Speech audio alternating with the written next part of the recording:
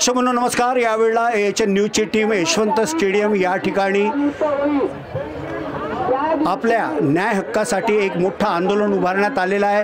हे सर्व लोक विधानसभेवर धडक सुद्धा देणार आहेत। महाराष्ट्र राज्य 2005 पूर्वी अंशतः टप्पा अनुदान प्राप्त शिक्षकेतर कर्मचारी संघटनेतर्फे त्यांच्या विविध मागण्या या ठिकाणी आहेत। त्यांनी आताच नारे लावलेले आपण बघितले। आपण एकेकाशी बातचीत करूया। सर, काय सांगाल, काय प्रमुख मागण्या आहेत? 2005 पूर्वी जे अंशतः किंवा टप्पा अनुदानावरती शिक्षक आहे त्यांना सरकारने जुनी पेन्शन योजना लागू करावी। कारण 2005 पूर्वी फक्त जाहिरात दिली आणि 2005 नंतर त्यांची नियुक्ती आहे।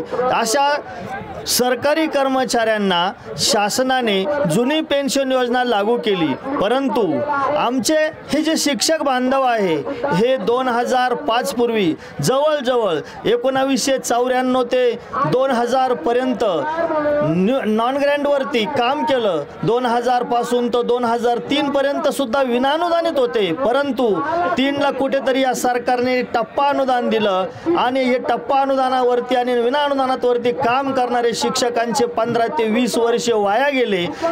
काय सांगाल? सर, याच्यामध्ये 2005 पूर्वीचे अंशतः अनुदान आहेत त्यांच्यावरतीच केवळ अन्याय झालेला आहे। कारण जेव्हा विविध संघटना आमचा विषय घेतात तो 14 आणि 15 नंबरला विषय असतो। सुरुवातीला 2-3 मागण्या मान्य करतात आणि आम्ही तसेच उपेक्षित राहतो। त्यामुळे हा उपेक्षित आणि वंचित आहे ते आम्ही। त्यामुळे न्याय मागण्यासाठी आम्ही हा लढा उभारलेला आहे आणि 2005 पूर्वी ज्यांना टप्पा आहे, जे अंशतः अनुदानित आहे, त्यांना पेन्शन मिळाल्याशिवाय आमची संघटना स्वस्थ बसणार नाही।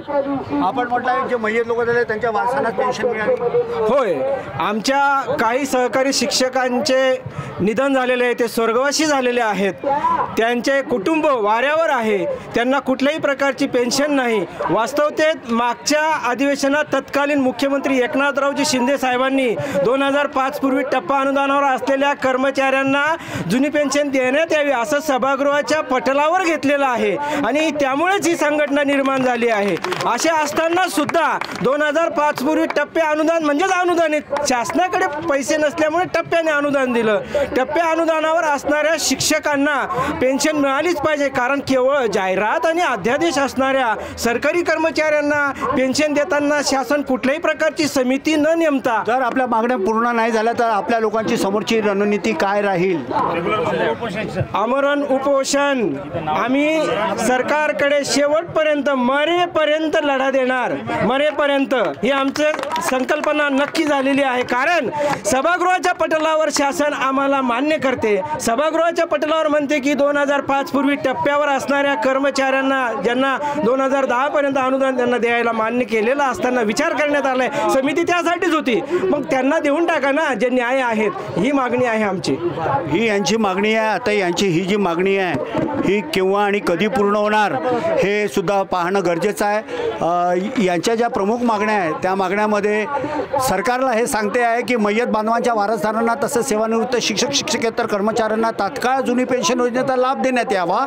1 नोव्हेंबर 2005 पूर्वी अंशतः टप्पा अनुदान प्राप्त शिक्षकेतर कर्मचाऱ्यांना 1982ची जुनी निवृत्ती वेतन योजना लागू करण्यात यावी आणि उच्च न्यायालयाच्या नागपूर खंडपीठाने आदेशित केल्याप्रमाणे 100% अनुदानित शाळेत 1 नोव्हेंबर 2005 पूर्वी नियुक्त विना अनुदानित तुकडीवरील शिक्षकेतर कर्मचाऱ्यांना जुनी पेन्शन योजना लागू करावी। या मागण्यासह आज हे इथे आलेले आहेत। आता सरकार किती गांभीर्याने यांच्याकडे लक्ष देतं आणि खरोखरच या टीचर लोकांना न्याय मिळेल का की पळसाला पानं तीन या उक्तीप्रमाणे हे सरकार कामकाज करेल आहे हे तर येत्या अधिवेशनात कळणार आहे। सरकार काहीही करो यांना न्याय मिळाला पाहिजे अशी यांची भूमिका आहे आणि जर न्याय नाही मिळाला तर हे प्रखर लढा सरकारच्या विरोधात का असेना ते पुकारील असं यांनी वक्तव्य या ठिकाणी केलेलं आहे। आता यांना न्याय केव्हा मिळतो की पुन्हा अधिवेशनवर अधिवेशन, अधिवेशनवर अधिवेशन, हेच ते यशवंत स्टेडियम, हेच ते आंदोलनकारी, हेच ते मोर्चेकारी, काय वारंवार हेच दिसतात। यांच्या मागण्या पूर्ण का होत नाही,